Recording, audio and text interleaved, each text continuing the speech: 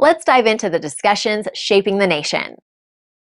Margaret Cahir, this bill doesn't say an awful lot on paper.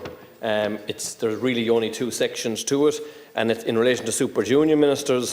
It says, rather than saying appointing not more than 20 persons, it's appointing not more than 23 persons. And rather than 3 specific holders of the office of ministers for state who regularly attend meetings of the government, not more than 4. So it doesn't say an awful lot on paper, but it says an awful lot in the tone that it sets at the beginning of this new government. Because what it says is more mercs and perks, more jobs for the boys, and the arrogance that it shows can be seen in wasting more money on government pay. What they're doing is they're casting lots, but they're casting lots for our clothing.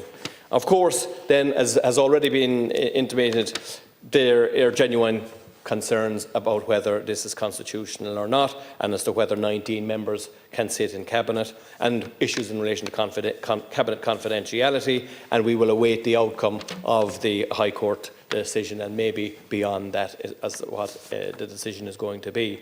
But the arrogance that was displayed in the immediate aftermath of the government formation, where they had to reverse in relation to government speaking time and opposition speaking time. But this is a bad start, but it isn't surprising. It isn't surprising because many of these deals have been done before and in the past, and going back to the 90s and even before that. But the arrogance maybe has reached a new level in dealing with Michael Lowry and his grubby deal.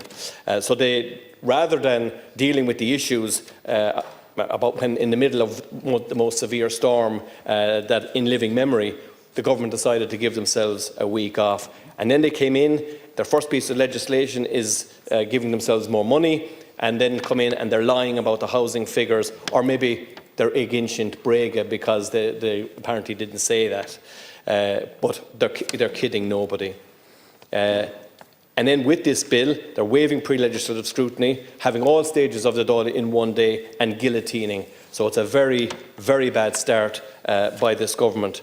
Now, over the weekend, what we hear is that there's going to be tax breaks for large property owners and institutional landowners. They are the priorities of this government. They were the priorities of the previous 2 or 3 governments.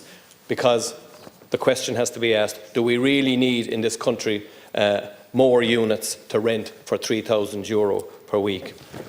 One final point that I will say on another issue is to the Minister in relation to the light and in the light of the mention again in the programme for government of the town centre first approach and the policy of the government in promoting town centres while we're speaking about courts. The sale of the An Post depot in Tralee, adjacent to Tralee Courthouse. I would appeal to the Minister, who will be dealing with the financial issues about this, to talk to the court service and consider the refurbishment of the courthouse in Tralee and freeing up space on the Denny site, because a small bit of money extra will have huge dividends. But we are opposing this bill and we reject it completely. Thank you.